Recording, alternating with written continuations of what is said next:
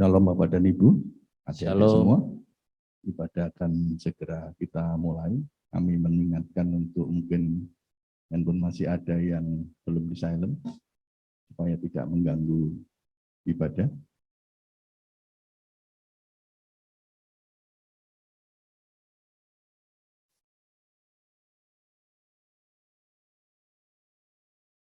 Kita satukan hati dan pikiran kita. Shalom jemaat yang terkasih dalam Yesus Tuhan kita. Selamat datang dalam ibadah kenaikan Tuhan Yesus ke surga. Kiranya kesetiaan beribadah merupakan ucapan syukur yang nyata atas pemeliharaan Tuhan yang ajaib sepanjang hidup kita. Hari ini bertepatan dengan hari kenaikan Tuhan Yesus ke surga. Tuhan Yesus pergi bukan untuk meninggalkan umatnya. Tuhan kita pergi kembali ke tata Allah Bapa di surga dan menyediakan tempat di surga bagi umat tebusan yang dikasihinya. Jemaat. Kami bersyukur dan bersukacita kepadamu ya Bapa untuk kasih dan pertolonganmu kepada kami melalui pengharapan yang telah pasti di dalam Yesus Kristus Tuhan kami yang telah bangkit dan naik ke surga. Marilah kita bersama-sama memasuki ibadah ini dengan sukacita dan pengharapan bahwa kelak kita akan berkumpul bersama Tuhan Allah Bapa kita di surga melalui Roh-Nya yang diutus untuk menuntun kita. Mari saudara semua, kami undang bangkit berdiri dengan bernyanyi berimpun semua menghadap Tuhan.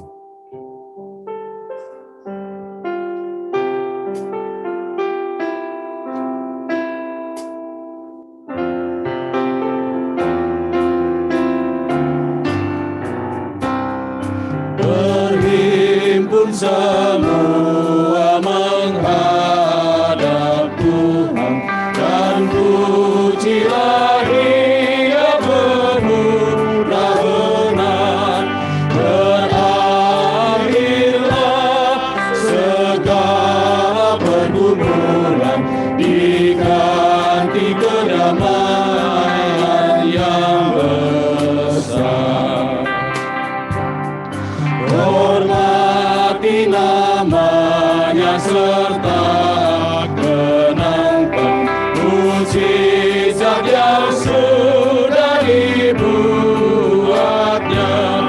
Hendaklah terus syukurmu kau nyatakan di jalan hidupmu seluruhnya.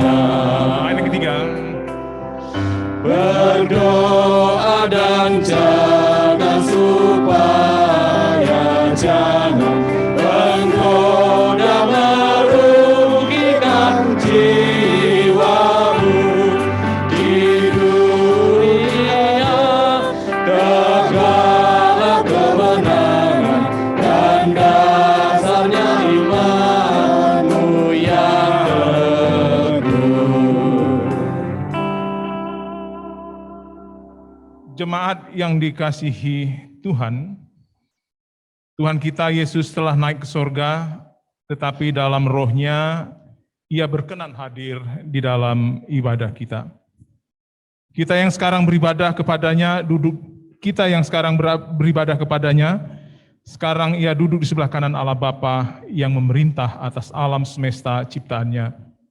Di hadapan yang Maha Agung dan mulia, Raja segala raja, Tuhan atas segala Tuhan, marilah kita merendahkan diri dan mengaku serta mengucapkan bahwa pertolongan kita datangnya dari pihak Tuhan yang menjadikan langit dan bumi. Ia tetap setia untuk selamanya.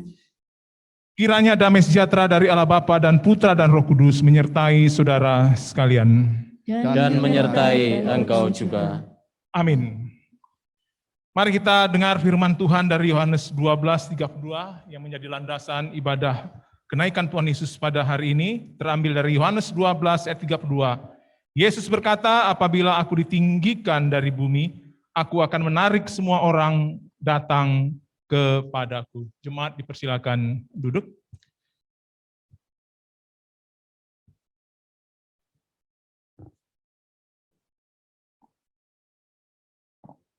Hari ini nggak ada sekolah Kamisnya. Oke, mari kita datang kepada Tuhan dengan merendahkan diri.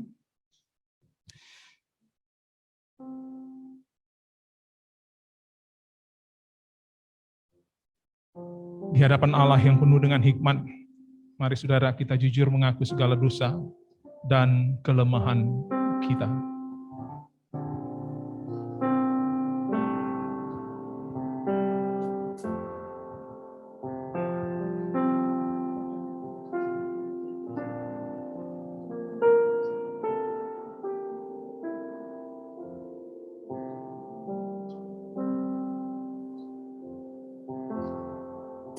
Bapa yang di sorga, kami menaikkan pujian syukur hormat kami kepadamu yang telah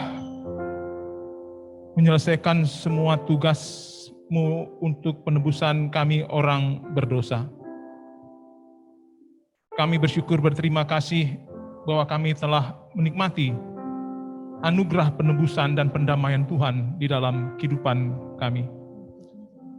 Di pagi hari ini kami menaikkan pujian syukur hormat kami kepadamu, karena dengan kenaikan-Mu tergenaplah semua sudah ya Tuhan.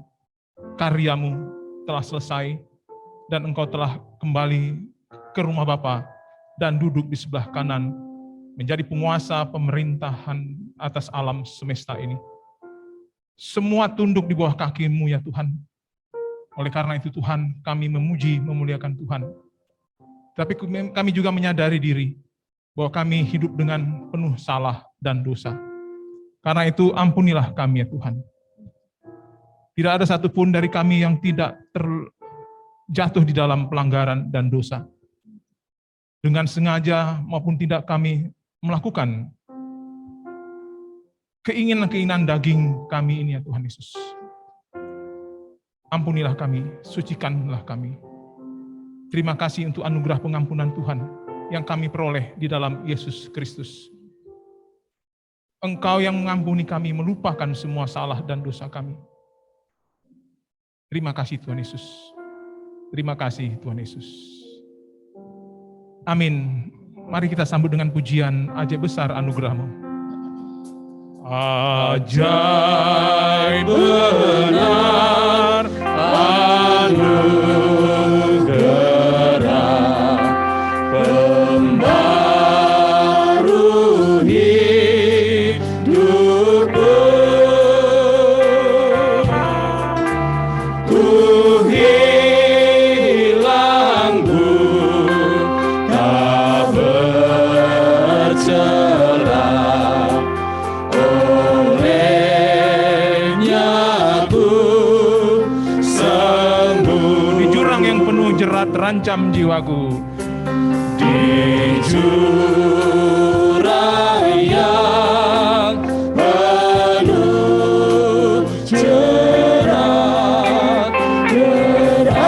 jerat terancam jiwaku,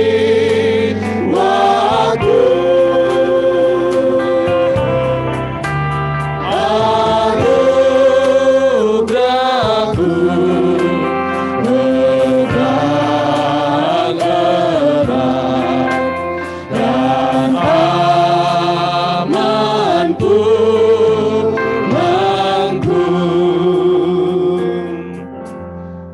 Jemaat, dengarlah berita anugerah yang terambil dari 1 Petrus pasal 3 ayat pasal 1 ayat 3 sampai 4. Terpujilah Allah Bapa Tuhan kita Yesus Kristus, yang karena rahmat-Nya yang besar telah melahirkan kita kembali oleh kebangkitan Yesus Kristus dari antara orang mati kepada suatu hidup yang penuh pengharapan. Demikianlah berita anugerah dan pengampunan dosa dari Kristus Yesus. Syukur kepada Allah. Saya undang kita bangkit berdiri. Mari kita dengarkan perintah hidup baru. Umat Allah yang terkasih, marilah kita berdiri dalam tekad kita untuk memperbarui hidup dengan komitmen sesuai perintah Allah dengan tuntutan Roh Kudus yang tertulis dalam Kolose 1 ayat 16-17. Kita membacanya bersama-sama. Hendaklah perkataan Kristus diam dengan segala kekayaannya di antara kamu, sehingga kamu dengan segala hikmat mengajar dan menegur seorang akan yang lain, dan sambil menyanyikan mazmur dan puji-pujian dan nyanyian rohani, kamu mengucap syukur kepada Allah di dalam hatimu. Dan segala sesuatu yang kamu lakukan dengan perkataan atau perbuatan, Lakukanlah semuanya itu di dalam nama Tuhan Yesus sambil mengucap syukur oleh Dia kepada Allah Bapa kita. Jemaat, kita akan memuji memuliakan Tuhan, mengagungkan nama Tuhan. Silakan duduk.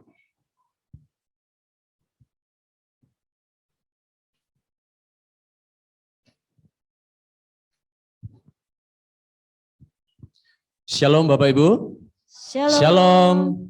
Semangat ya. Udara dingin di luar, tapi kita bersyukur pada pagi hari ini. Kita punya Allah yang dahsyat, Allah yang membuktikan dirinya berkuasa. Dia berjaya, Dia adalah Allah yang luar biasa. Oleh sebab itu, mari kita terima sukacita yang daripada Allah.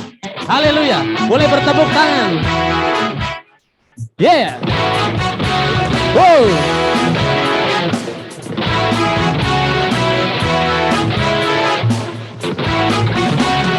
Terima sukacita surga, itulah kekuatan bagi jiwa. Ku dapat rasakan kasih-Nya di tengah badai yang bergelora. Terima sukacita surga, itulah kekuatan bagi jiwa. Ku dapat rasakan kasih-Nya duka badai yang bergelora. Haleluya,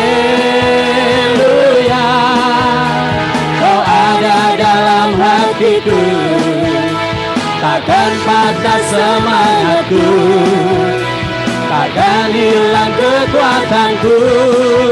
Haleluya, ku mau bersorak bagimu. Sukacita surga nyata penuhiku.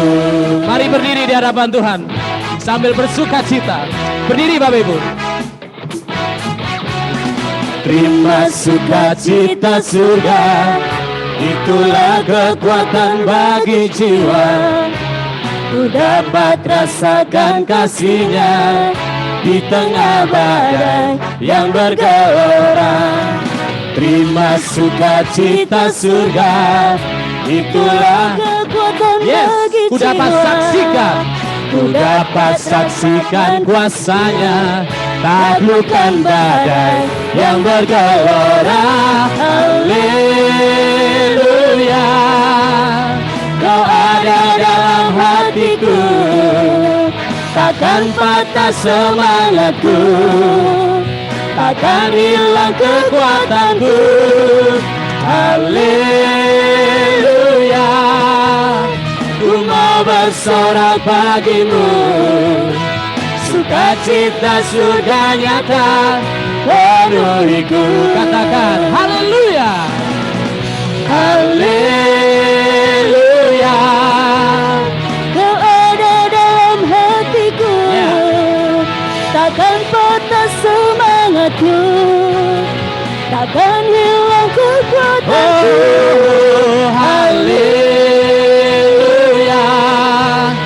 ku mau bersorak bagimu. Sukacita surga nyata, sukacita, sukacita surga nyata, yes. Sukacita surga nyata penuhiku.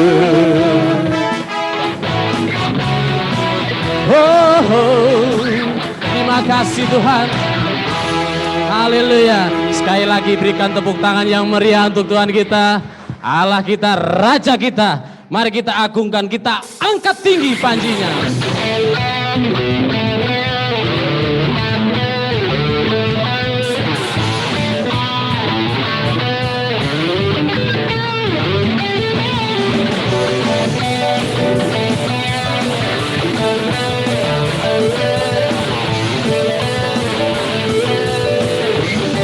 Sama-sama. Angkatlah tinggi panjinya dan sorakanlah kemenangannya, kemenangannya. Belenggu telah dipatahkan, kutukan telah dikalahkan, telah dikalahkan oleh darah-Mu yang bebaskan dalamku. Kaulah Raja yang hebat, kebangkitanmu di dalamku dan di dalamku. Tiada takut dan gentar, kemenanganku bersamamu dan bersamamu.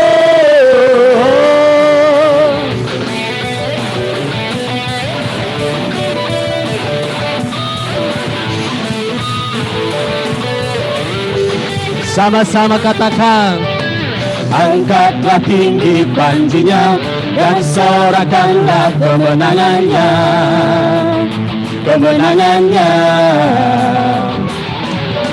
Belenggu telah dipatahkan, kutuk telah dikalahkan, telah dikalahkan oleh darahmu yang bebaskanku. Kaulah Raja yang hebat, kebangkitanmu di dalamku dan di dalamku. Tiada takut dan gentar, kemenanganku bersamamu dan bersamamu.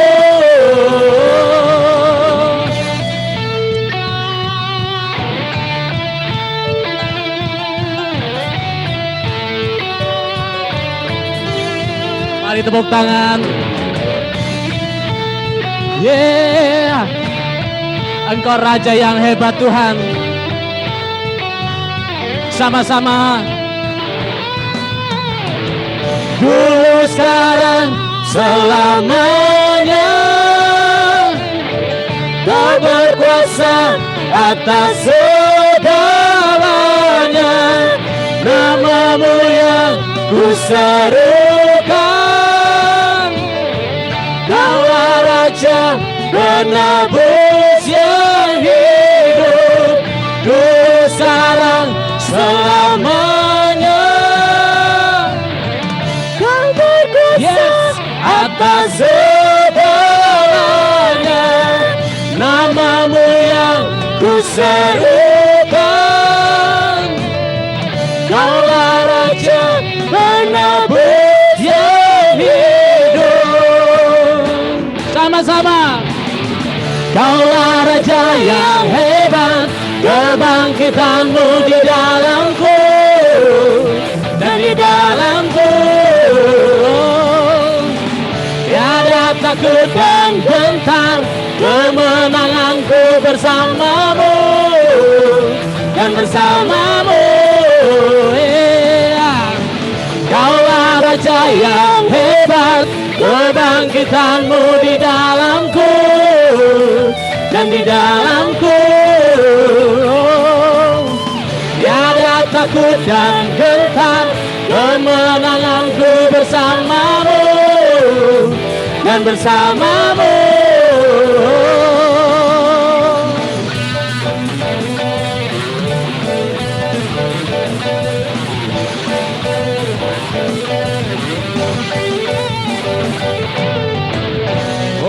Sekali lagi berikan sorak-sorai, haleluya. Engkau Allah yang dahsyat Tuhan. Silakan Bapak Ibu duduk dalam damai sejahtera Allah. Kita akan bermazmur bersama-sama. Kita akan membaca mazmur bersama-sama dengan suara yang nyaring ya Bapak Ibu. Di pasal yang ke-47 sampai ayat 1 sampai dengan yang ke-10. Ya, kalau sudah ditayangkan bisa kita baca bersama-sama dengan suara yang nyaring. Amin. Ucapkan ya, 1, 2, 3. Untuk pemimpin biduan dari Bani Korah, mazmur. Hai segala bangsa, bertepuk tanganlah, elu-elukanlah Allah dengan sorak-sorai. Sebab Tuhan yang maha tinggi adalah dahsyat, Raja yang besar atas seluruh bumi. Ia menaklukkan bangsa-bangsa di bawah kuasa kita, suku-suku bangsa ke bawah kaki kita. Ia memilih bagi kita tanah pusaka kita, kebanggaan Yakub yang dikasihinya. Allah telah naik dengan diiringi sorak-sorai. ya Tuhan itu dengan diiringi bunyi sangkakala. Bermasmurlah bagi Allah, bermasmurlah, bermasmurlah bagi Raja kita, bermasmurlah, sebab Allah adalah Raja seluruh bumi. Bermasmurlah dengan nyanyian pengajaran. Allah memerintah sebagai Raja atas bangsa-bangsa. Allah bersemayam di atas tahtanya yang kudus. Para pemuka bangsa-bangsa berkumpul sebagai umat Allah Abraham. Sebab Allah yang mempunyai perisai-perisai bumi, Ia sangat dimuliakan. Amin. Mari kita berdiri bersama-sama Bapak Ibu, kita naikkan pujian sorak-sorai bagi Tuhan. Haleluya. Oh, oh.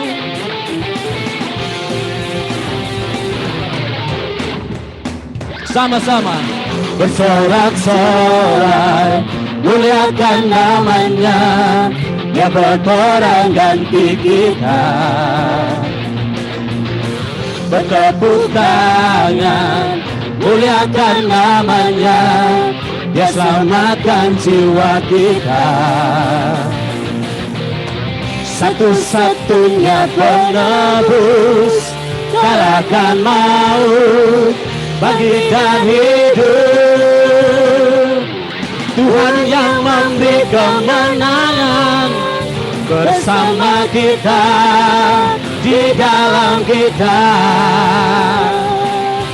Masuk dalam kemuliaannya, dan perlindungan dan pengharapan.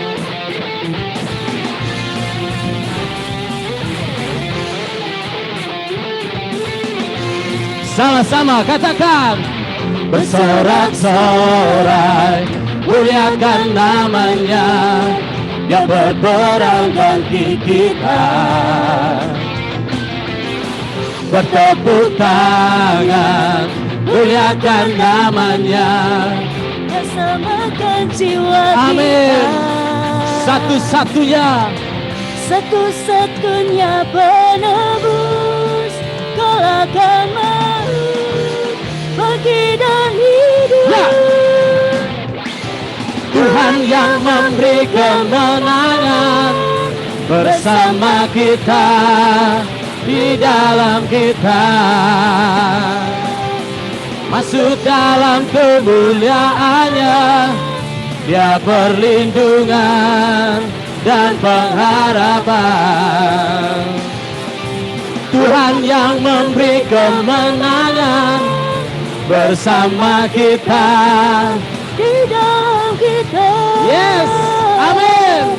Masuk dalam kemuliaannya, dan perlindungan dan pengharapan. Katakan Dia perlindungan,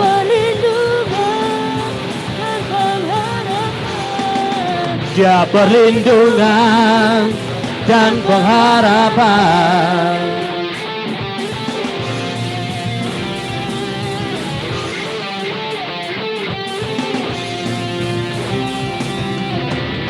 Haleluya.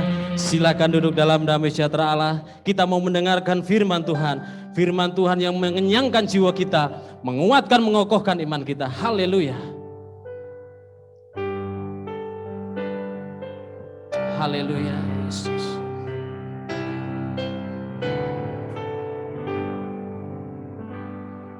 Nyanyian malaikat,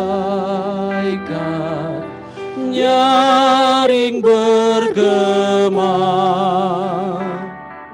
surga telah terbuka bagi rajanya. Kristus Raja mulia, jaya dan megah. Yesus Raja kasih, naik tahtanya. Sudahlah sempurna karya selamatnya. Yesus naik ke surga, puji Sekali lagi katakan, nyanyian. Nyanyian malaikat nyaring bergema, surga telah terbuka bagi rajanya. Kristus Raja mulia, jaya dan megah. Yesus Raja kasih, naik tahtanya. Sudahlah sempurna karya selamatnya. Yesus naik ke surga, puji namanya. Sekali lagi ya, lebih sungguh-sungguh. Nyanyian. Sambil belajar. Enak lagunya ini. Nyaring bergema, Surga telah terbuka bagi rajanya. Kristus Raja mulia, jaya dan megah. Yesus Raja kasih, naik tahtanya. Sudahlah sempurna karya selamatnya. Yesus naik ke surga, puji namanya.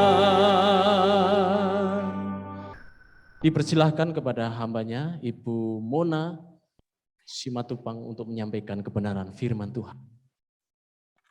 Ya, mari kita masuk di dalam doa. Allah yang kami kenal di dalam nama Yesus Kristus, kesempurnaan karya ciptaan Engkau, kesempurnaan karya keselamatan Engkau, hari ini akan kami rayakan dengan kembalinya Engkau ke surga. Kami bersukacita sebagai umat tebusan Allah, karena jika bukan karena anugerah daripada Engkau, pada pagi hari ini kami tidak dapat dipersatukan di dalam nama Yesus. Mari Tuhan kuatkan kami untuk dapat mengikuti pelayanan firman Tuhan, dan kiranya apa yang akan kami dengar ini Tuhan dimampukan oleh pertolongan daripada Roh-Mu yang kudus untuk dapat kami aplikasikan di dalam kehidupan kami hari lepas hari. Berbicaralah Tuhan, karena kami siap untuk mendengarkan. Amin. Shalom. Kita akan buka kebenaran firman Tuhan. Kebenaran firman Tuhan diambil dari ini saya bisa dibuka ini enggak ya? Apa namanya? Akses untuk screen sharing, karena di Zoom-nya saya ini saya nggak bisa ditulis host disabled participant screen sharing. Bisa yang nganuin Zoom di sana? Oke, good. Sebentar ya. Oke. Kita akan buka dari Lukas pasalnya yang ke-24, ayatnya yang ke-50 sampai 53.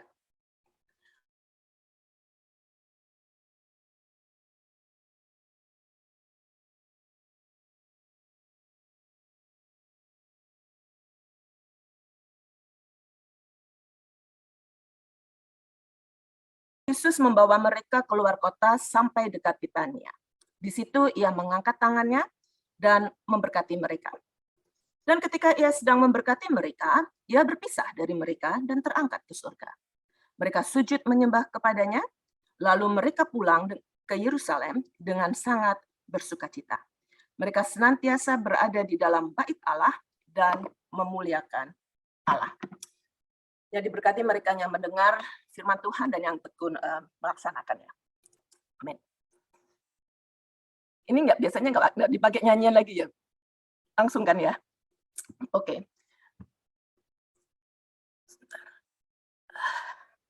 Kalau kita melihat buku Lukas, kitab firman Tuhan yang baru saja kita baca, maka firman Tuhan ini kita tahu ditulis oleh Lukas yang ditujukan kepada Theophilus, di mana di dalam kitab Lukas ini dia menulis paling tidak 24 pasal yang berisi kompilasi atau kumpulan sebuah cerita, sebuah narasi tentang kehidupan dan pelayanan, tentang kematian dan kebangkitan dari Yesus Kristus orang yang Nazaret itu. Jadi ini bisa dikatakan semacam biografi dari seorang manusia yang luar biasa yang pernah ada di muka bumi ini dan yang tidak akan pernah ada lagi seperti dia di muka bumi ini. Jadi selama 24 pasal itu kita itu dikelilingi oleh segala macamnya tentangnya khotbah daripada Yesus dan juga dari pelayanan kesembuhan Tuhan Yesus. Kita baca di dalam 24 pasal Lukas ini di mana Tuhan Yesus memproklamasikan dirinya mereka dengan mengatakan, aku ini datang untuk membawa berita yang baik tentang kerajaan surga. Bagaimana dia mendemonstrasikan tentang otoritas dia atas penyakit, atas kuasa gelap, atas iblis, atas kematian, atas alam, dan bahkan atas dosa itu sendiri waktu dia mati di atas kayu salib dan dia bangkit. Dan kita belajar juga bagaimana Allah Bapa itu mengirim Tuhan Yesus ke dunia untuk mencari dan menyelamatkan yang hilang. Jadi yang menarik kalau kita pelajari di sini ya, Lukas itu adalah kita melihat dia memulai kitabnya itu, kok kita baca dari pasal 1 sampai pasal 24, mulai dari kedatangan dia, yang dimana dan juga dimulai dengan kepergian dia. Kok tadi kita lihat ayatnya yang ke-50 ya, kan kita lihat, lalu Yesus membawa mereka keluar kota sampai dekat Betani, di situ ya mengangkat tangannya dan memberkati mereka, dan kemudian dia berangkat gitu ya, terus sampai yang tadi kita baca sampai ayat 53 di mana mereka kemudian memuji Tuhan dan bersama-sama di Bait Allah. Jadi kita lihat peristiwa di kitab Lukas dimulai dari Yesus meninggalkan surga untuk datang ke dunia, tapi kemudian kisah Lukas itu ditutup di mana Yesus meninggalkan dunia untuk kembali ke surga. Kisah Lukas itu dimulai dengan bagaimana Tuhan Yesus datang dan dia naik. Dimulai dengan bagaimana dia berinkarnasi dan kemudian dia diakhiri dengan bagaimana dia ditinggikan. Dimulai dengan adanya sebuah ekspektasi dan diakhiri juga dengan bagaimana ekspektasi itu dipenuhi. Dimulai dengan adanya sebuah janji yang belum terpenuhi, belum terwujudkan, dan di mana kemudian janji itu diberikan satu janji yang baru, penggenapan janji itu, bahkan ada janji baru. Ada satu pengharapan yang waktu itu belum terrealisasi, sekarang pengharapan itu sudah direalisasikan. Dan yang menarik, kalau mama kita perhatiin juga, cerita Lukas, buku Lukas itu menceritakan tentang bagaimana dimulai dengan adanya sebuah pujian dan penyembahan, tapi nanti kita lihat di ayat ke-53, murid-murid itu memuji dan menyembah Tuhan juga. Jadi dimulai dengan pujian dan penyembahan, diakhiri dengan pujian dan penyembahan. Dimulai pujian penyembahannya dari mana? Kita bisa baca kan dari awal ketika si para malaikat memuji Tuhan, kemudian memuji waktu kelahiran Tuhan Yesus. Kita ada cerita tentang Sakaria, tentang Maria, kemudian kita ketemu dengan Imam Simeon, kita ketemu juga dengan Nabi Yohanes, yang semuanya memuji Tuhan dalam mengantisipasi kedatangan Kristus. Dan kemudian kita juga melihat berakhir juga di mana waktu mereka melihat ke atas Tuhan Yesus naik, mereka juga memuji dan memuliakan nama Tuhan. Jadi seluruh kisah Lukas ini menceritakan sebuah sejarah yang begitu majestic, jadi begitu luar biasa. Dan kita melihat sejarah biografi tentang Tuhan, apa yang dilakukan oleh Tuhan Yesus bukan hanya ditulis oleh Lukas, kita bisa menemukan itu juga di Matius, Markus, dan Yohanes. Apa yang membedakan? Yang membedakan juga adalah kalau hanya kitab Lukas yang mencatat tentang kenaikan Tuhan Yesus. Dan kita lihat di kitab Lukas ya, dia mengakhiri kitabnya itu dengan kenaikan Tuhan Yesus, tapi kemudian dia memulai buku volume keduanya, yaitu Kisah Para Rasul, juga dengan kenaikan Tuhan Yesus. Jadi kita lihat, Lukas ini orangnya, di situ kita bisa lihat, satu, tingkat pendidikannya pasti tinggi. Karena dia mengertinya namanya degree of comparison, bagaimana membandingkan, sangat-sangat terstruktur. Dia memulai dari sesuatu yang sifatnya dari atas, turun ke bawah, naik lagi ke atas.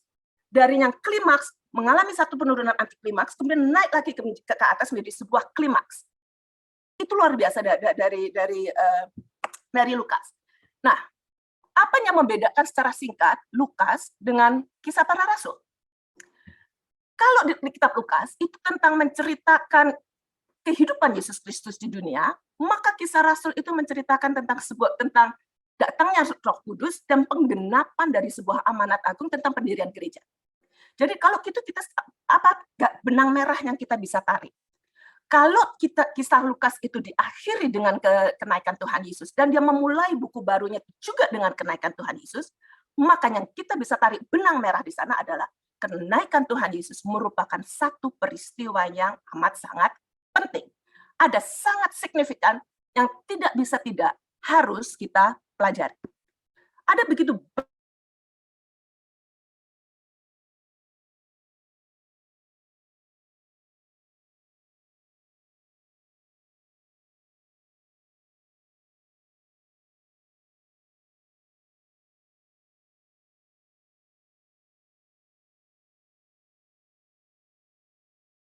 dibicarakan itu adalah kebangkitan, dan orang-orang tidak merasa ya itu bukan satu peristiwa yang besar. Kebangkitan peristiwa besar, tapi kenaikan bukan suatu peristiwa yang besar. Tapi hari ini kita akan belajar paling tidak ada 3 hal tentang signifikasi atau kenapa begitu luar biasanya kenaikan Tuhan Yesus meninggalkan murid-muridnya itu. Yang pertama kita akan melihat bahwa karena kenaikan Tuhan Yesus disertai dengan doa berkat. Pemberkatan. Makanya kenapa kita nanti belajar apa sih maksudnya pemberkatan itu, apa sih maksudnya itu doa berkat. Kedua, kita belajar tentang reaksi dari murid-murid Tuhan Yesus terhadap kenaikan Tuhan Yesus, kenaikan Tuhan Yesus itu sendiri. Dan yang ketiga, kita akan belajar implikasi dari kenaikan Tuhan Yesus itu sendiri.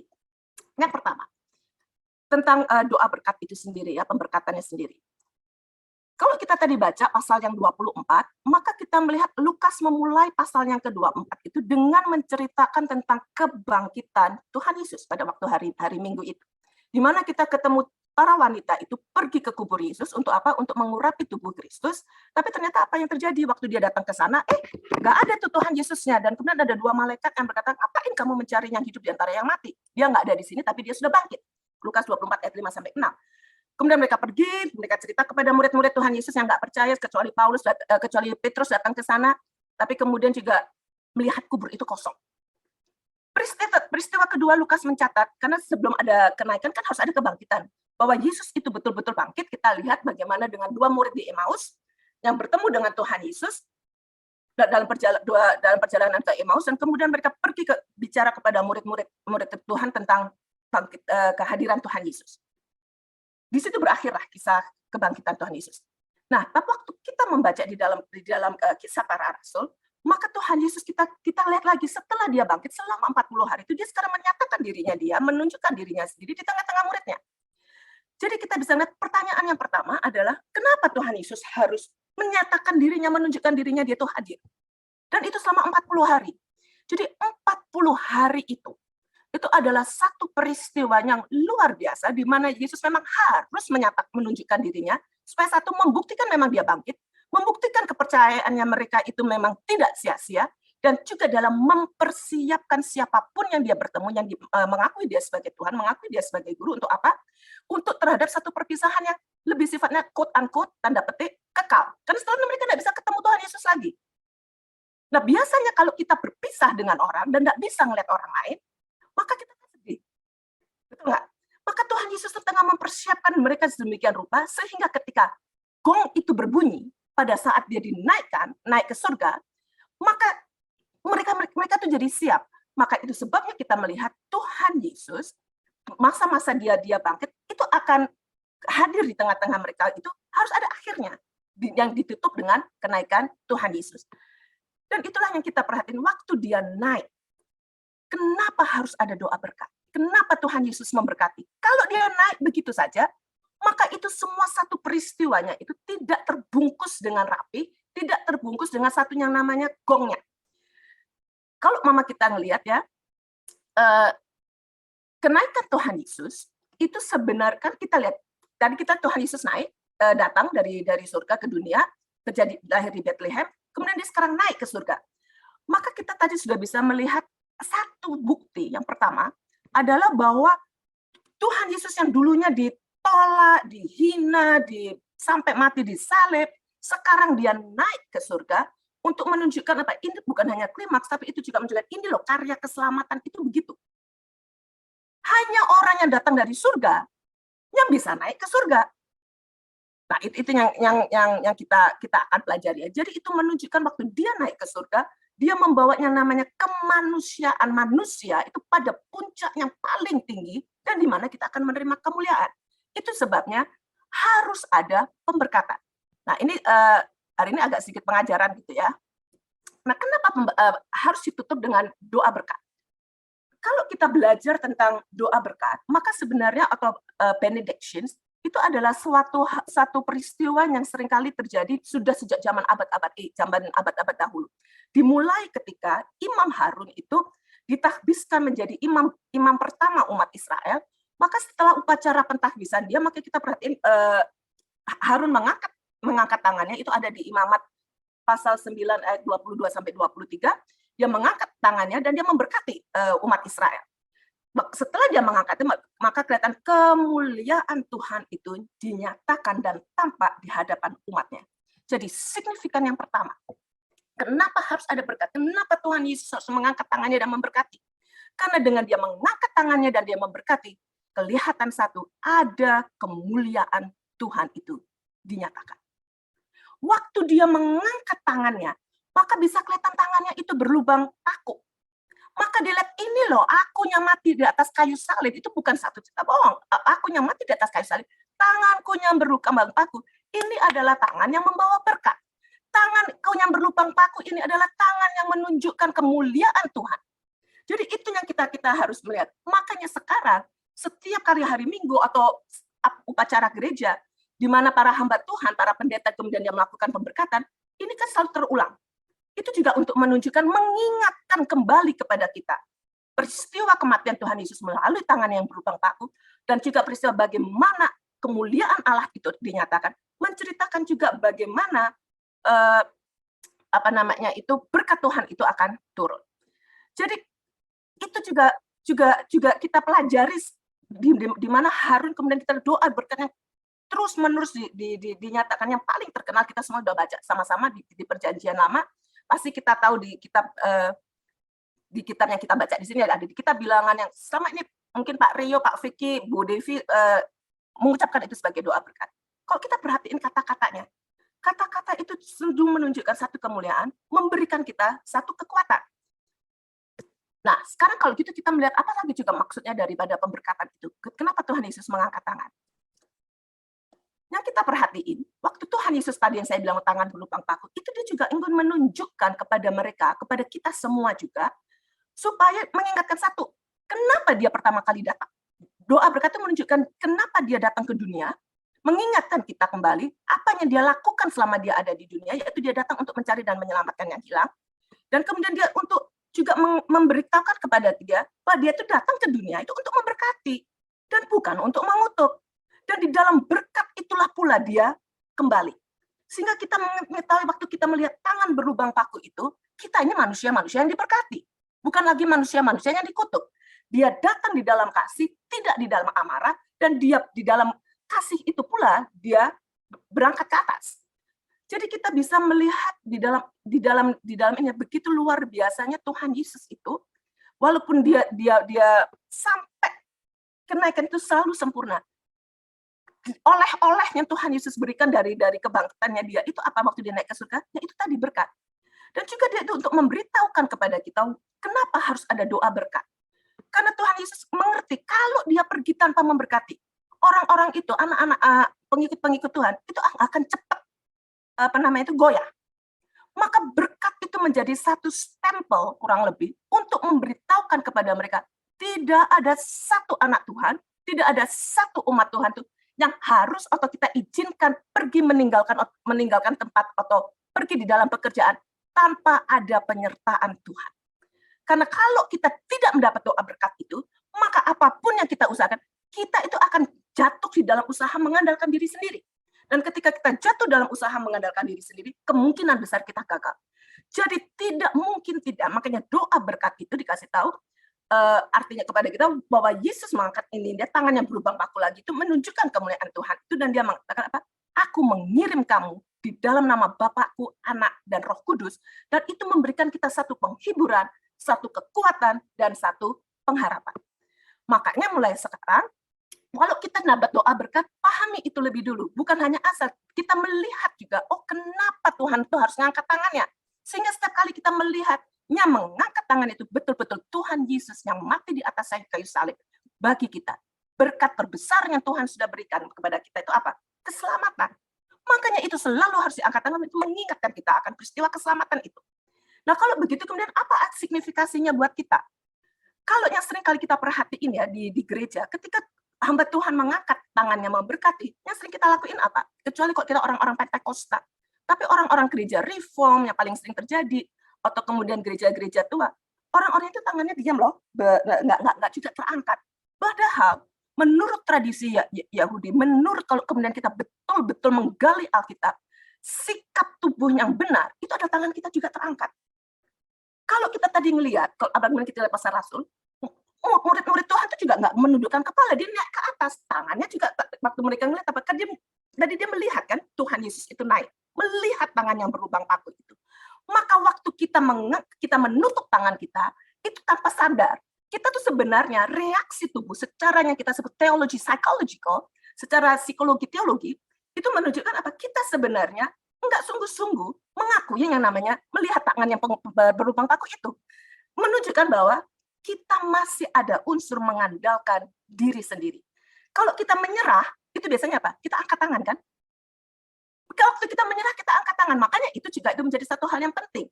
Karena waktu kita mengangkat tangan kita, itu artinya apa? Itu menunjukkan bahwa kita tuh menunjuk kepada atas, memberikan, kita mengakui siapa yang memberi berkat itu. Kalau kita tutup tangan, seakan-akan kita memberkati diri kita sendiri. Jadi kalau kita mengangkat tangan, itu menjadi satu simbol untuk menunjukkan kita tahu berkat itu datangnya dari mana. Semua hal yang baik, semua hal yang sempurna yang datang dari atas, itu datangnya dari Bapa di surga. Itu udah pasti. Waktu kita mengangkat tangan kita, itu kita juga mengakui bahwa kita ini adalah manusia-manusia yang diberkati. Kita mengakui peristiwa kayu salib itu. Waktu kita mengangkat tangan. Dari mana kita mengakui peristiwa kayu salib? Karena tadi kita melihat tangan yang berubah. Jadi mulai sekarang kalau kita ke depan gitu ya, udahlah, kita angkat tangan. Jangan orang, seringkali saya pernah ini kritik sama orang reform. Kamu kan belajar reform, Bu Mona, kenapa angkat tangan? Terus saya bilang, emang salah kah angkat tangan? Waktu itu saya belum masih awal-awal belajar teologi. Kemudian ya enggak, itu kamu terlalu karismatik. Saya ketawa. Setelah saya belajar teologi, saya berdebat dengan orang-orang sudah master, sudah apa, juga lulusan RTS dari sekolah teologi yang baik. Dan akhirnya mereka mengakui, betul. Seringkali kita tuh menyepelekan sikap tubuh kita. Kalau kita perhatikan umat agama lain gitu ya, coba kita perhatiin, bentuk iman percaya mereka, itu diwujudkan dari bentuk bagaimana mereka berperilaku, bagaimana mereka bersikap pada saat-saat beribadah. Tentu harusnya sesudah ibadah, di luar ibadah pun juga begitu. Makanya sekarang doa berkat, ingat, Tuhan memberkati, menunjukkan karya dia di kayu salib, kita mengangkat tangan, kita mengakui karya salib itu, kita mengakui sumber berkat kita itu, dan mengakui bahwa kita dalam langkah-langkah hidup kita ke depan hanya bisa terjadi, hanya bisa bertahan kalau ada berkat dan penyertaan dari Allah Bapa, Allah Anak, dan Allah Roh Kudus. Itu yang kita perhatiin ya. Maka kita belajar yang kedua. Pelajaran yang kedua adalah reaksi dari murid-murid Tuhan Yesus terhadap kenaikan Tuhan Yesus di surga. Di dalam buku volume keduanya, yaitu Kisah Para Rasul, Lukas mencatat dan menulis ketika Yesus tengah berbicara dengan mereka, dan ketika murid-murid itu tengah melihat ke Tuhan Yesus, maka tiba-tiba Tuhan Yesus itu terangkat ke surga. Ada awan yang kemudian mengangkat dia naik ke surga. Dan mereka melihat. Dan ketika mereka masih tengah menatap ke surga, tiba-tiba ada dua malaikat yang kemudian bertanya, manusia dari Galilea, ngapain kamu berdiri di sini dan melihat ke surga? Yesus yang kamu lihat terangkat, terangkat ke surga dengan cara yang sama, dia akan datang kembali. Itu ada kita lihat kalau kita perhatiin Kisah Para Rasul pasal 1 ayat 9 sampai 11. Jadi kita melihat reaksi waktu mereka setelah mendengar itu. Nah, tadi saya bilang awalnya, biasanya ketika manusia berpisah, kalau kita memang hubungannya enggak dekat, ya enggak ada artinya. Ya biasa-biasa aja. Tapi kalau kita memiliki hubungan yang intim, kemudian kita berpisah dengan orang-orang yang kita kasihi, yang kemudian kita tahu kita tidak mungkin lagi bisa bertemu dengan mereka. Apa yang sering kali terjadi? Putus asa, lupa, memanjakan rasa kesedihan kita, terus-menerus diingat-ingat. Tapi kita perhatiin, apa yang dilakukan oleh umat murid Tuhan itu? Mereka sujud menyembah, pulang bersukacita. Dan kemudian mereka ada selalu berkumpul di dalam bait Allah untuk memuliakan nama Tuhan. Pengertiannya artinya apa? Kalau kita, kenapa mereka aneh gitu kan, sedih, kok nggak sedih tapi malah bersukacita? Kenapa bisa terjadi seperti itu? Karena ternyata ketika mereka melihat Yesus itu naik ke surga, maka itu untuk pertama kalinya di dalam kehidupan mereka, mereka bisa melihat, karena mereka mengetahui, oh segala sesuatunya ini sekarang udah jelas. Segala sesuatunya itu mereka mengerti dengan baik tentang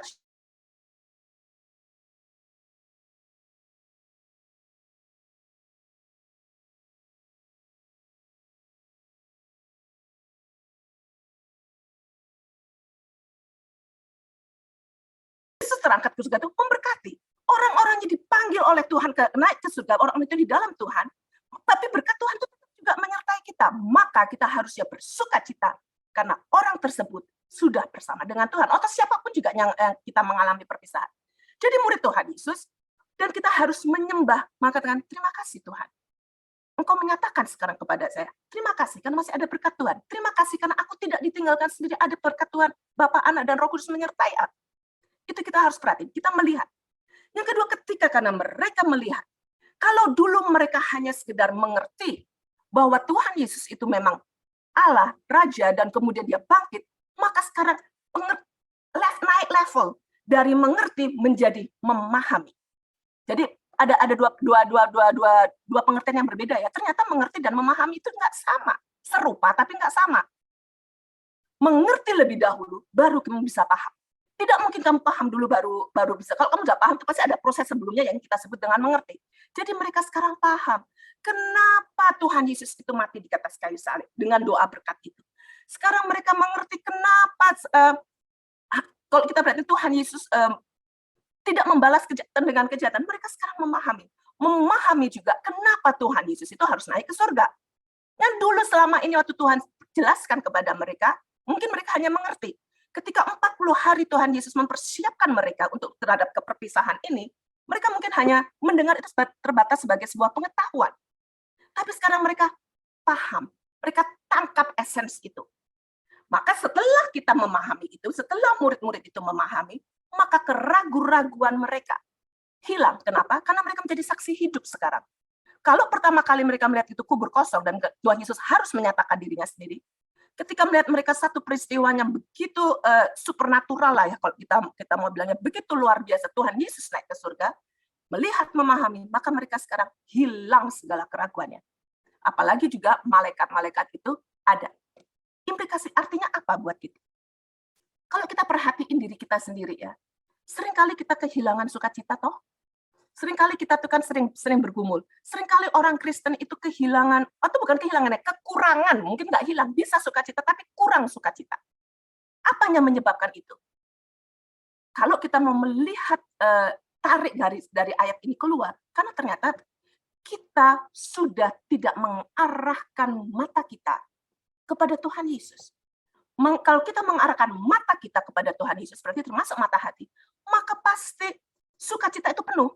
Ada kesedihan, ada, tapi sukacitanya lebih besar daripada kesedihan kita. Keyakinan kita lebih besar daripada keraguan. Jadi kita tanya, kalau saat ini hidup kita biasa-biasa, kalau kita saat ini seringkali merasa, ya udahlah, susah lagi tersenyum gitu ya, meratap-ratap atau gimana, maka itu kita ngeliat apa? Susah, kita tidak lagi mengarahkan pandangan kita kepada Yesus. Kita mungkin masih baca Alkitab, kita mungkin masih ke gereja, tapi sungguh-sungguhkah kita mengerti melihat karya Yesus itu sampai kedalaman mata hati kita? Kalau iya, pasti tidak mungkin yang namanya sukacita itu mengatasi rasa duka cita kita. Itu ya. Yang terakhir. Maka sekarang kita melihat implikasi dari kenaikan Tuhan Yesus itu apa? Kalau kita melihat paling tidak ada 9 implikasi kenaikan Tuhan Yesus. Saya nggak akan panjang-panjang karena 9 itu kalau dijelaskan dengan detail pasti panjang banget. Jadi kita nganu yang singkat. Ada 9 implikasinya. Pertama, kenaikan Tuhan Yesus itu menandai berakhirnya karya Kristus di dunia atau karya keselamatan Kristus di dunia. Terus mungkin Bapak Ibu akan bilang, loh, bukannya waktu khotbah Natal Bu Mona mengatakan pekerjaan keselamatan itu masih terus berjalan.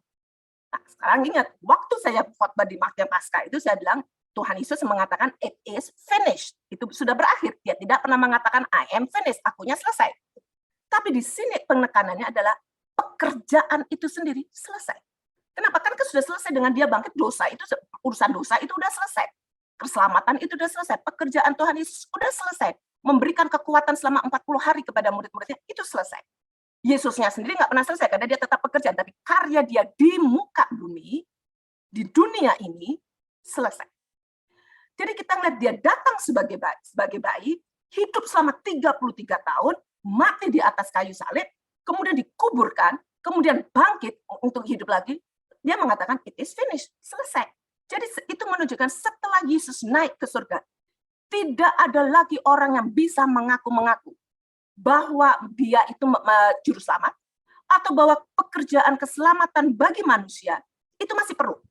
Nggak bisa, karena dia sudah men-seal itu, meteraikan itu dengan kenaikan dia ke atas surga. Itu satu bukti.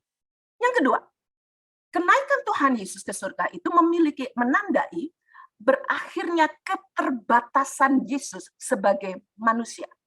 Loh, Tuhan Yesus itu kan Tuhan, Bu. Waktu dia meninggalkan surga masuk ke dalam dunia, kan dia tidak meninggalkan ketuhanan dia. Betul. Tapi jangan lupa, waktu dia di dunia, dia mengambil wujud manusia. Sebagai manusia, walaupun kita lihat dia bisa melakukan banyak mujizat, masih ada keterbatasan dia. Sebagai manusia. Maka kita perhatiin, waktu Tuhan Yesus masa inkarnasi, dia mengosongkan dirinya sedemikian rupa, bahkan mengambil wujud sebagai hamba, wujud sebagai manusia, dan merendahkan dia sedemikian rupa sampai dia taat sampai pada poin to death, sampai dia meninggal bahkan mati di atas kayu salib. Itu dia menunjukkan apa? Keterbatasan. Kalau dia masih menggunakan ketuhanannya, dia bisa menolak karya salib, menolak untuk dia harus mati di atas kayu salib. Jadi menunjukkan waktu dia naik ke surga, maka keterbatasan Yesus sebagai manusia itu sudah berakhir. Pekerjaannya dia tadi selesai, keselamatannya dia naik ke surga untuk bersama-sama dengan Bapa. Dan di waktu nanti dia akan datang lagi dari sana, maka dia akan datang di dalam kemuliaannya dia sebagai a God man, kembali lagi seperti itu.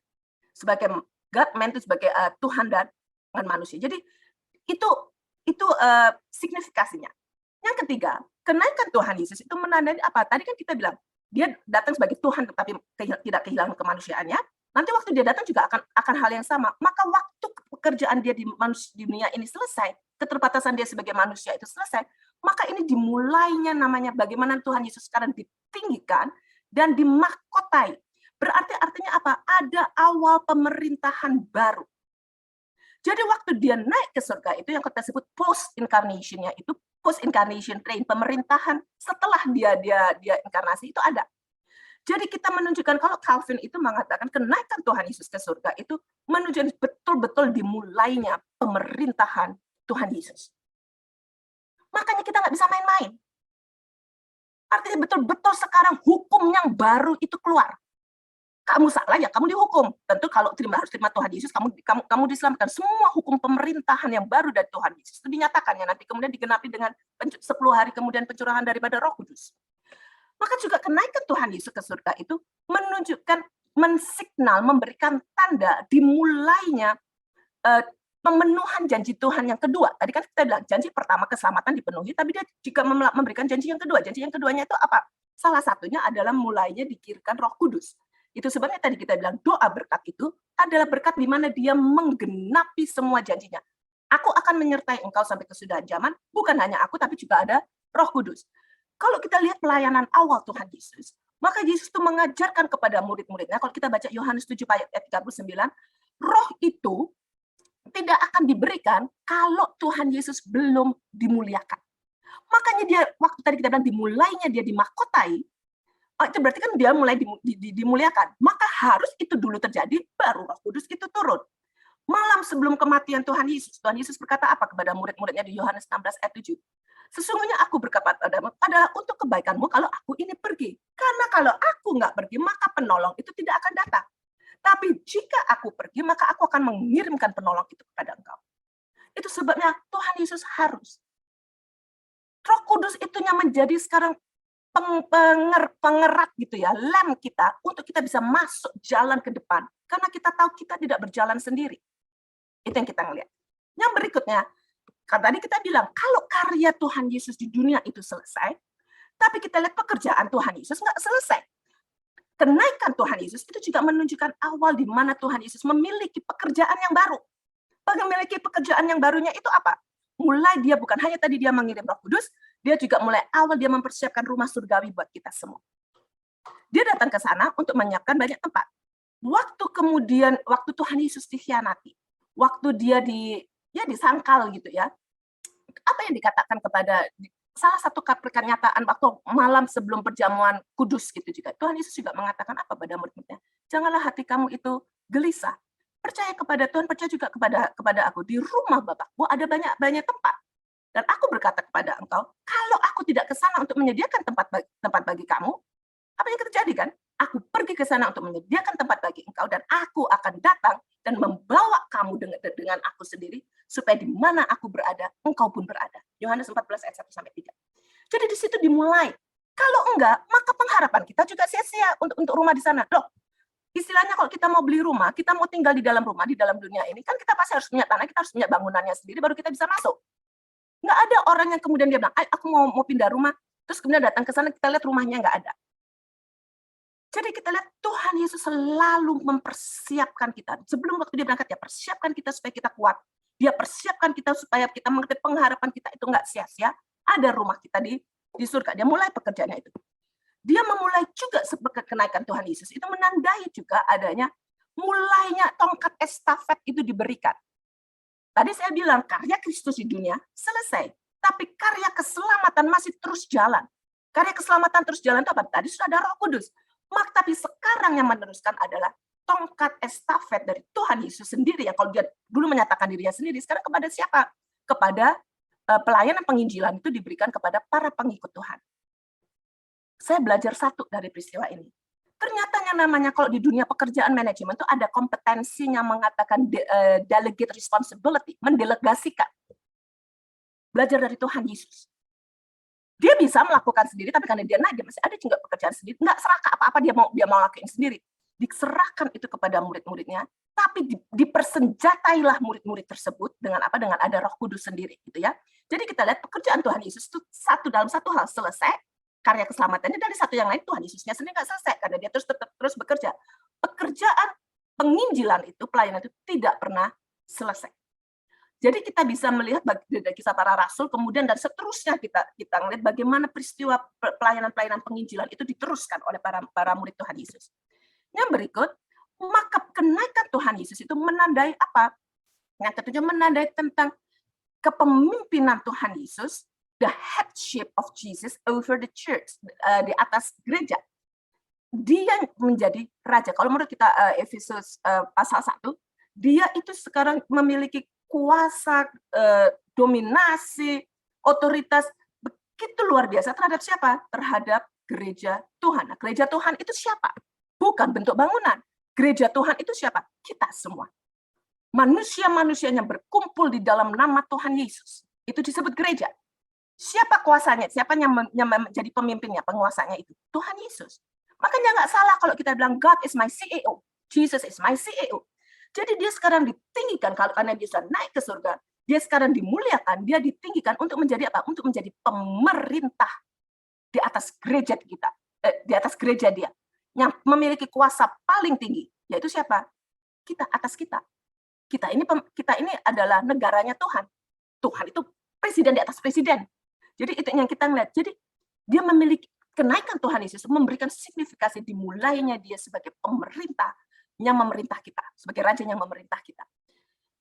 yang berikutnya, maka bukan hanya itu, kenaikan Tuhan Yesus itu juga untuk menunjukkan apa? Kalau tadi dia sekarang sebagai seorang pemerintah, ruler kita, sebagai kepala dari gereja, maka sekarang juga menunjukkan pekerjaan Yesus itu sebagai apa?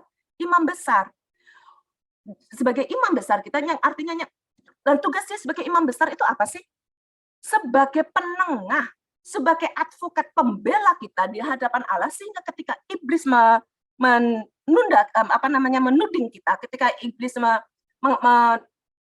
menuntut kita segala macam, pembela kita siapa? Tuhan Yesus.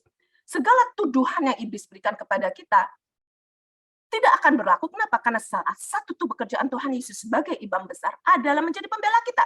Dia, dan itu bisa digenapi di dalam firman Tuhan, siapa yang bisa menggugat umat pilihan Tuhan, umat yang sudah dipilih oleh Tuhan, yang sudah dibenarkan oleh Tuhan, dia sendiri yang akan berdiri di depan kita dan membela kita, karena dia adalah pernah menjadi manusia tapi dia tidak pernah berdosa. Ada banyak pendeta, ada banyak pastor, ada banyak imam zaman-zaman ini, tapi hanya ada satu imam yang memiliki rasa simpati dan memiliki kasih karunia yang begitu besar sebagai imam agung, sehingga dia menjadi pembela. Itu sebab, dan kemudian dia memberikan nutrisi pada kita selama kita memiliki pergumulan. Jadi itu salah satu pekerjaan Tuhan Yesus. Kalau tidak, kalau dia nggak naik ke surga, siapa yang membela kita di hadapan Allah? Itu adalah Tuhan Yesus. Dan yang terakhir, kenaikan Tuhan Yesus itu memberikan satu garansi kepada kita, jaminan bahwa dia itu akan datang yang kedua kali. Di Kisah Para Rasul ayat 1-11, dia yang diangkat di hadapan engkau dan dia akan datang kembali dengan caranya sama. Peristiwa yang luar biasa. Sesuatu peristiwa yang layak untuk kita rayakan. Jadi kita lihat dia datang begitu luar biasa, mulai dari lahir, dari surga ke dunia, naik dari surga ke dunia, dari dunia kembali ke surga, dari kedatangan dia, begini kita semua mendapatkan satu gambaran yang sangat jelas. Dia ditinggikan melalui kenaikan dia, dimahkotai sebagai Tuhan, dia mengirimkan Roh Kudusnya dia memulai pekerjaan dia untuk menyediakan rumah di tempat kita, mengambil alih menjadi sebagai pemerintah di atasnya kita, mengalahkan iblis, dia memberikan delegasi sekarang pelayanan kepada murid-muridnya, dan dia mulai memberkati kita menjadi penengah atas, mewakili kita semua untuk berdiri di hadapan Tuhan. Itu semua menurut waktu Allah. Jadi artinya apa? Kalau Tuhan Yesus sendiri setelah naik masih terus bekerja, bagaimana kita semua yang mengakui, tadi kita angkat tangan mengakui karya keselamatan Tuhan Yesus, kemudian berhenti bekerja? Enggak bisa, kita ada tugas yang Tuhan berikan. Yaitu tadi kita ada 3 tugas murid. Yang pertama, meneruskan karya keselamatan Tuhan, menyatakan menginjili. Kedua, terus kita berjaga-jaga di dalam ketaatan kita. Yang ketiga, terus-menerus memperbaiki diri dan memiliki melihat kepada Tuhan, pengharapan itu kepada Tuhan. Allah, waktu dia datang ke dunia yang pertama, Allah yang begitu kaya, mau datang ke dunia menjadi miskin. Kehilangan semua investasi surga dia waktu dia datang ke dunia. Kenapa? Supaya kitanya miskin itu menjadi perkaya. Maka sekarang Tuhan itu kembali meninggalkan kemiskinan dia, dan tanda petik, kembali ke surga, menjadi kaya, supaya apa? Kita sendiri, kalau kita perhatiin ya, nggak pernah miskin loh. Dia datang dari surga pertama kali, kitanya miskin jadi kaya. Ketika dia sekarang kembali, waktu kita nanti kembalikan, kita tetap jadi kaya nggak? Kaya, dan kita tetap kaya. Tapi kita tidak mengerti pengertian kaya yang sebenarnya itu apa. Karena kita selalu mengidentifikasikan kekayaan itu hanya dengan harta. Jadi kita sekarang lihat penggenapan kenaikan Tuhan Yesus itu adalah sesuatu hal yang luar biasa. Dan kalau kita mengerti tentang artinya kenaikan Tuhan Yesus ini, maka kita nggak main-main. Karena tadi Tuhan mengatakan dia pasti datang kedua kali. Kalau Bapak Ibu sekalian masih ingat khotbah saya pada waktu Minggu Paskah, baca sekali lagi setiap kali untuk selalu memberikan semangat kita. Baca sering-sering baca kitab Wahyu supaya kita tuh terus-menerus diingatkan. Baca kitab Wahyu. Maka kita bersiap karena Allah juga sedang bersiap-siap untuk menjemput kita. Itu yang kita ngelakuin. Makanya seringkali waktu ada peristiwa ke orang naik ke ke bulan gitu ya. Sekarang Elon Musk dan segala macam itu sudah termasuk orang-orang yang mencatatkan diri untuk menjadi astronot-astronot pada wisata ke bulan. Sekarang bahkan sudah ada para ini mencoba menunjukkan oke, wisata Mars nggak bisa. Mereka bilang kemungkinan besar satu planet yang kita bisa kunjungi itu adalah Jupiter. Karena itu kurang lebih hampir sama, agak dingin yang segala macam. Jadi mereka sekarang lagi demikian. Jadi orang terkesima sekali waktu Apollo 11, Apollo 13, semuanya bisa pergi ke bulan. Tapi saya suka pernyataan dari seorang pendeta baptis, namanya itu Vance Havner. Dia mengatakan apa? Kamu mau naik ke bulan, astronot, kalau kamu bandingkan dengan kenaikan Tuhan Yesus, gak ada artinya. Itu suatu hal yang gak bisa dibandingkan, remeh. Tapi kemudian dia juga mengingatkan kepada kita bahwa apa? Kalau kita, tadi saya bilang kan Tuhan Yesus tengah mempersiapkan untuk menjemput kita kembali. Dia naik, tapi dia akan datang.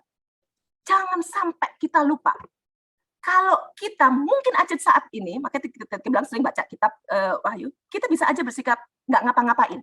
Kita bisa menjadi sikap umat-umat Tuhan yang sikapnya pasif terhadap kekristenan, pasif terhadap pelayanan. Hanya datang ke gereja hanya secara fisik. Matanya, telinganya mendengar tapi tidak bisa mengerti. Tadi saya bilang melihat, tidak betul-betul melihat. Mengerti tapi tidak memahami. Kita bisa bersikap tidak melakukan apa-apa tentang firman Tuhan yang kita dengar. Tapi ingat, firman yang kita dengar itu akan melakukan sesuatu kepada kita. Melakukan sesuatu itu macam-macam. Bisa memberikan kekuatan, tapi dengan firman yang sama, dia juga bisa memberikan kita satu penghakiman. Jadi kita nggak bisa main. Firman Tuhan yang firman Tuhan begitu luar biasa, sehingga matahari bisa mencairkan es, atau juga bisa mengkeraskan tanah liat. Tapi firman Tuhan, apa yang dilakukan? Dia bisa merendahkan hati kita, melembutkan hati kita yang paling keras. Jadi kita nggak bisa main-main dengan firman Tuhan.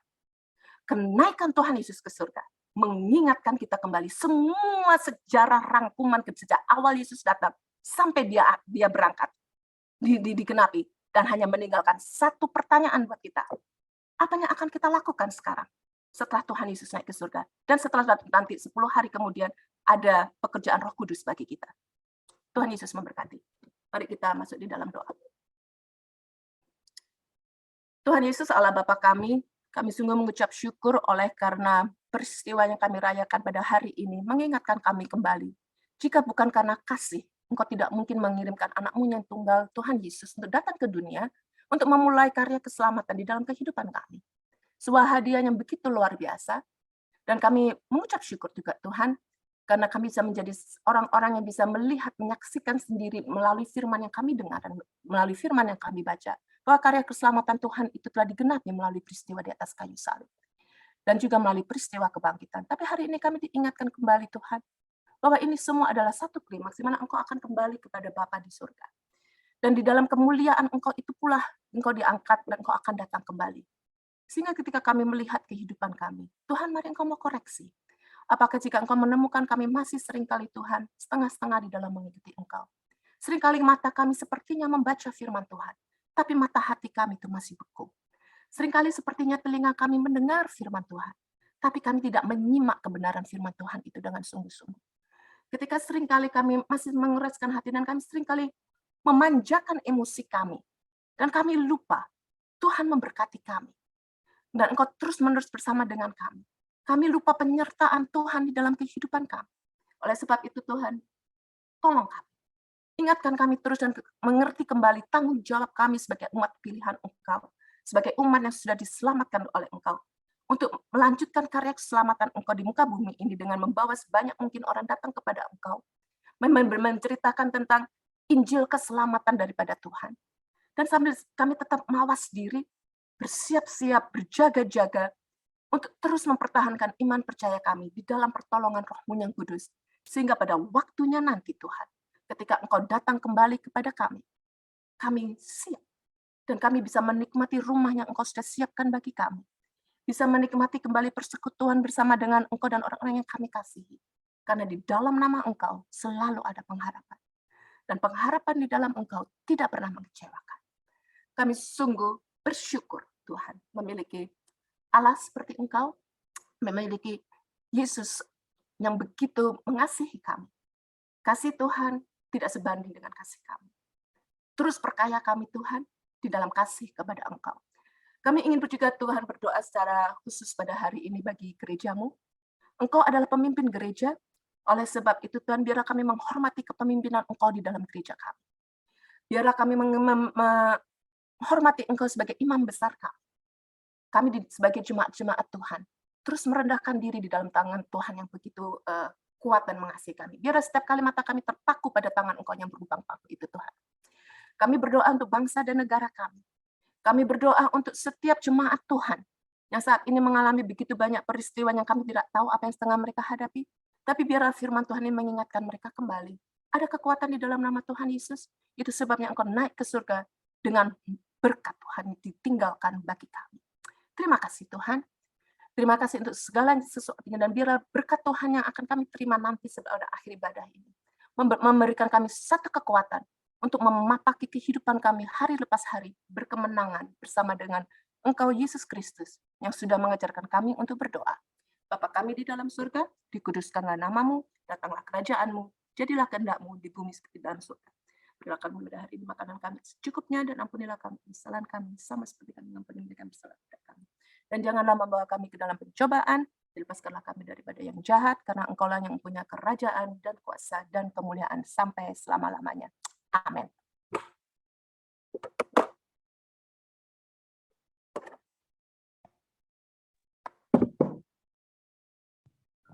Bapak dan Ibu, saudara-saudara, marilah kita bersyukur kepada Tuhan dengan memberikan persembahan. Dengarlah nas Alkitab dalam kitab Mazmur pasal 50 ayat 14. Persembahkanlah syukur sebagai korban kepada Allah, dan bayarlah nasarmu kepada yang Maha Tinggi.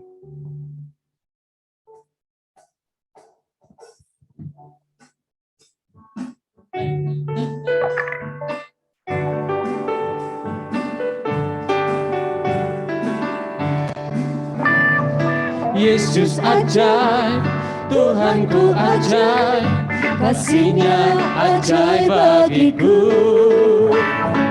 Yesus ajaib, Tuhanku ajaib, rahmat-Nya tetap selamanya. Tak berubah kasih-Nya, setiap hari bertambah indahnya. Sampai bumi berlalu dan habislah ragaku, Yesusku ajaib bagiku. Yesus ajaib, Tuhanku ajaib, kasih-Nya ajaib bagiku. Oh, Yesus ajaib, Tuhanku ajaib, rahmat-Nya tetap selamanya. Tak berubah, tak berubah kasih-Nya, setiap hari bertambah indahnya. Sampai bumi berlalu dan habislah ragaku, Yesusku ajaib bagiku. Tak berubah, tak berubah kasih-Nya, setiap hari bertambah indahnya. Sampai bumi berlalu dan habislah ragaku, Yesusku ajaib bagiku. Yesus, Yesusku ajaib bagiku. Yesus, Yesusku ajaib bagiku. Saudara-saudara semua, mari kita menyerahkan persembahan kita dalam doa kepada Tuhan. Ya Tuhan, kami bersyukur dan bersujud menyembah-Mu karena anak-Mu yang naik ke surga untuk menjadi Raja berkuasa. Kiranya kuasa-Mu memampukan kami untuk bersaksi tentang-Mu dalam seumur hidup kami. Terima dan kuduskanlah persembahan kami Tuhan, agar berguna untuk pelayanan kasih dan keadilan bagi sesama. Terpujilah Engkau Tuhan Yesus. Amin.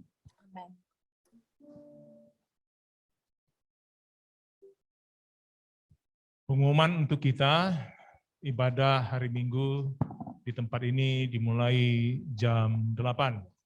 Saya mengundang semua kita hadir dalam ibadah, yang di rumah ya, kalau boleh, bukan kalau boleh tapi haruslah kita itu beribadah ya bersama-sama di rumah Tuhan tempat ini. Kecuali ada yang tertentu ya, yang sakit dan lain sebagainya.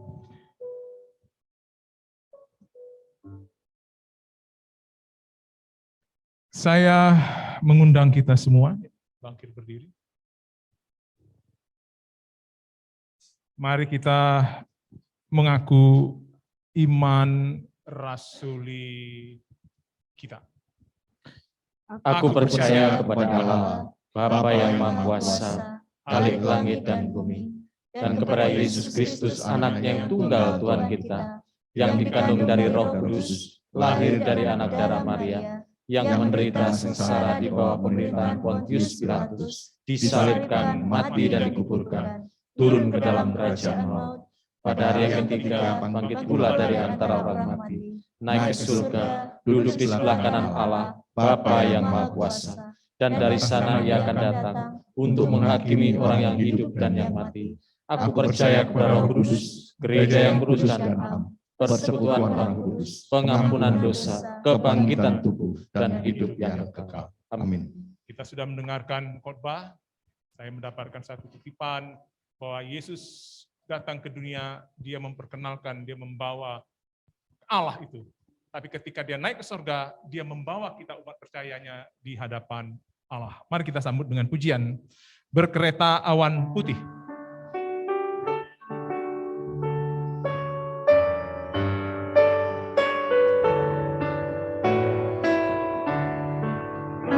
Berkereta awan putih, Yesus naik dari bumi dan menuju tatanya,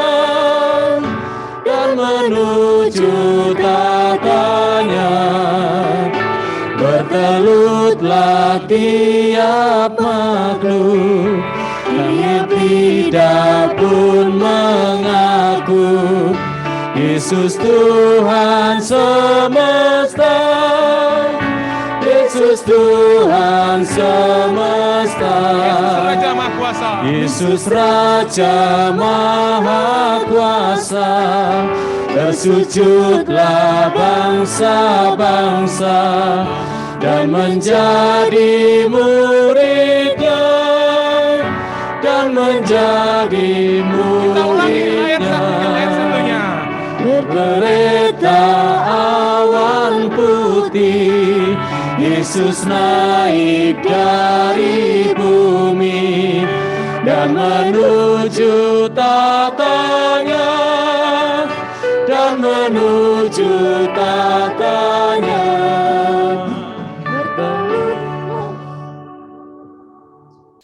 Kami umat-Mu menaikkan pujian, hormat, syukur kepadamu, ya Allah kami yang telah duduk di sebelah kanan Allah Bapa.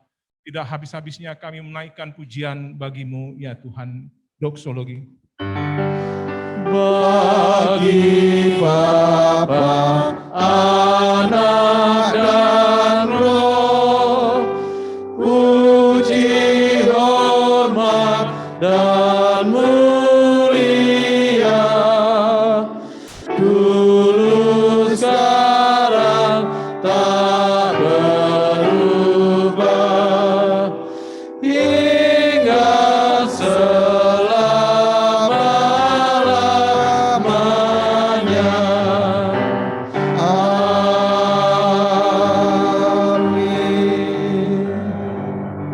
Jemaat yang dikasihi oleh Yesus Kristus, marilah kita mengarahkan hati dan pikiran kita kepada Tuhan, serta terimalah curahan berkat-Nya. Tuhan memberkati engkau dan melindungi engkau. Amin. Tuhan menyinari engkau dengan wajah-Nya dan memberi engkau kasih karunia-Nya. Amin. Tuhan menghadapkan wajah-Nya kepadamu dan memberi engkau damai sejahtera-Nya. Yang percaya katakan, Amin. Amin.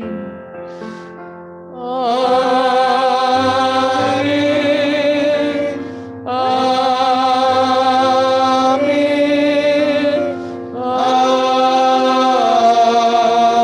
Amin. Silakan duduk saat teduh sejenak.